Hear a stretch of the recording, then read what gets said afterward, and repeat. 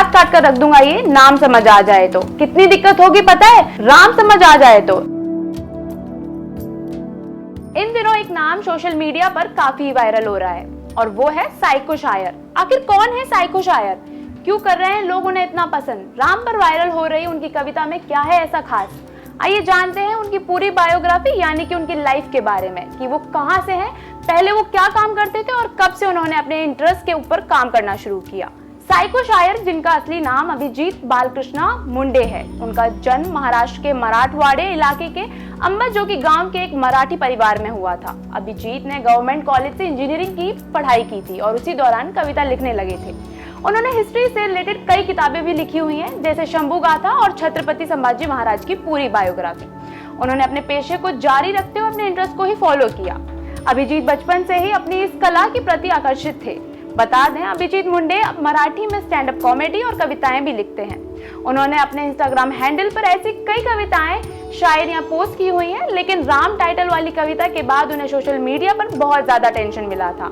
अब तक उनकी रील को इंस्टाग्राम पर लगभग 11 मिलियन लोगों के द्वारा देखा जा चुका है और उनके यूट्यूब चैनल पर 4 मिलियन से कई ज्यादा बार देखा जा चुका है।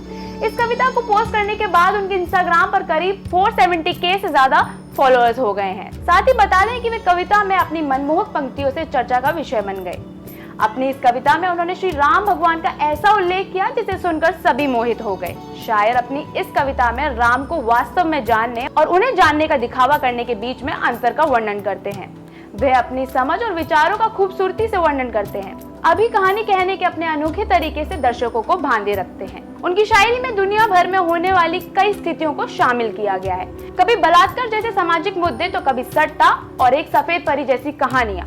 उन्होंने अपनी राम वाली कविता में कुछ इस तरह की लाइंस कही है कि लोगों में श्री राम के लिए आस्था और भक्ति की भावना और भी बढ़ गई है। उन्होंने कुछ ऐसा लिखा, हाथ काट कर रख दूंगा ये नाम समझ आ जाए तो। कितनी दिक्कत होगी पता है, राम समझ आ जाए तो। राम राम तो कह लोगे पर राम सा दुख भी सहना होगा। पहली चुनौती ये होगी कि मर्यादा में रहना होगा, और मर्यादा में रहना मतलब कुछ खास नहीं कर जाना, बस त्याग को गले लगाना है और अहंकार जलाना है। अब अपने रामलला के खातिर इतना ना कर पाओगे। ऐसे में ये कहना गलत नहीं होगा कि किसी भी राम भक्त के लिए ये कविता सिर्फ कविता नहीं बल्कि एक भावना है। अभी का अनोखा अंदाज हर किसी को जिंदगी के प्रति अलग नजरिया रखने के लिए मोटिवेट करता है। इसके अलावा उनके पास प्यार पर भी कुछ शब्द हैं, जिन्हें पढ़ने के लिए आप उनके इंस्टाग्राम अकाउंट पर जाकर देख सकते हैं। अगर आपको ये वीडियो पसंद आया हो तो हमारे चैनल इंस्टा फीड को सब्सक्राइब करें, फॉलो करें और बेल आइकन प्रेस करें ताकि आप हमारी नई वीडियो से अपडेट रह सकें।